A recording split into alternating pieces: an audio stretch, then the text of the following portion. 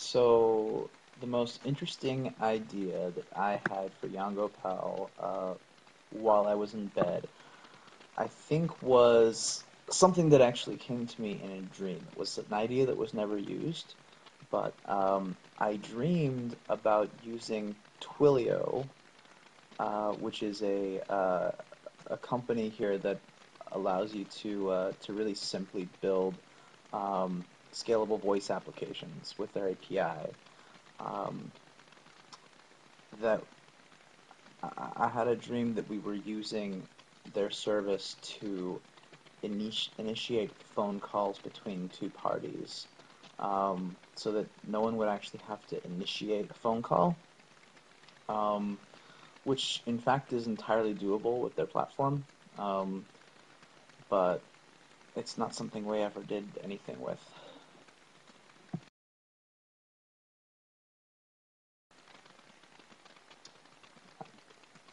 The YongoPal service is designed really for college and university students who are curious about the world and interested in exploring foreign cultures in an intimate and meaningful way without actually having to go anywhere.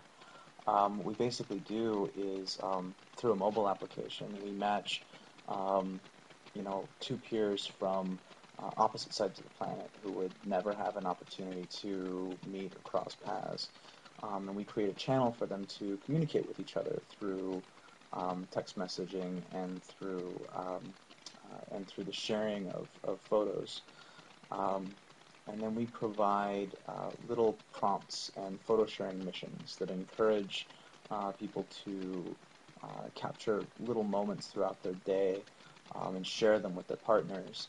And it's through the sharing of those photos that people have the opportunity to sort of experience the other person's culture and also provides a context um, for for conversational interaction as well.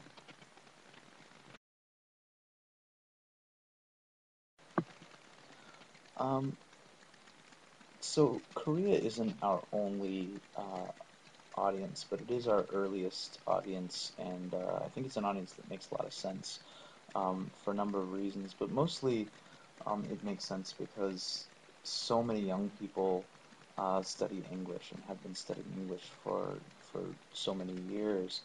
Um, but really, for the vast majority of those people, English really has only ever been known to them as uh, an academic exercise, and uh,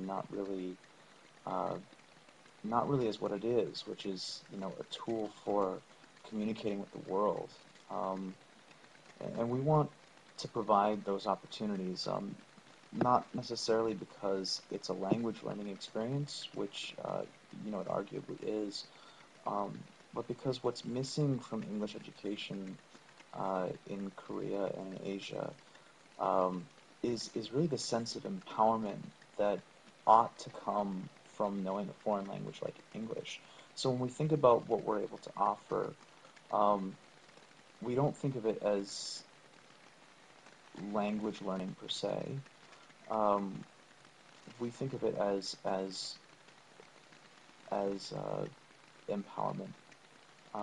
Our service in providing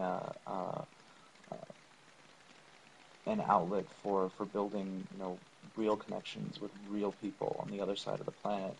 Um, we're actually providing empowerment.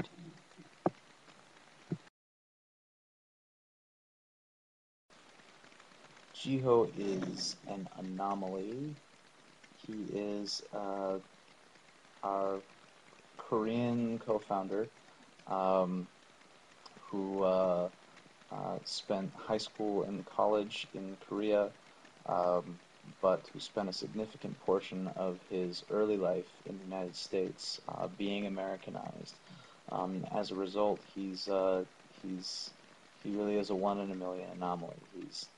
Uh, he's Korean, fully Korean, but he's an entrepreneur who takes risks and who speaks fluent English and who doesn't want uh, stability in his life or a steady paycheck. He wants adventure, um, and it makes him an awesome person to work with.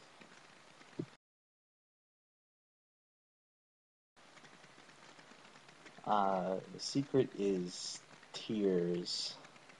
Uh, as it turns out, if you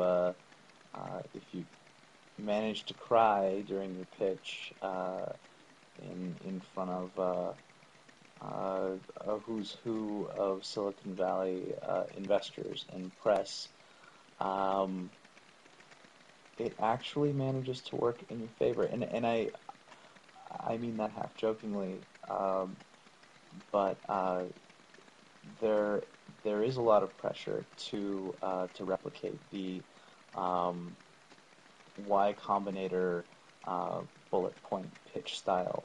Um, Problem solution up into the right graph, um, get off stage within 2 minutes, which appeals to some people, but um, you know, I really fought those suggestions, and tried to be as human as I could with my pitch because I realized um, uh, that that's what I'm best at, and I needed to be able to play to my own personal strengths, and it ended up working out really well for us. Um, so so maybe it really just comes down to make sure that you present yourself as who you are, not as who uh, people say you should present yourself as.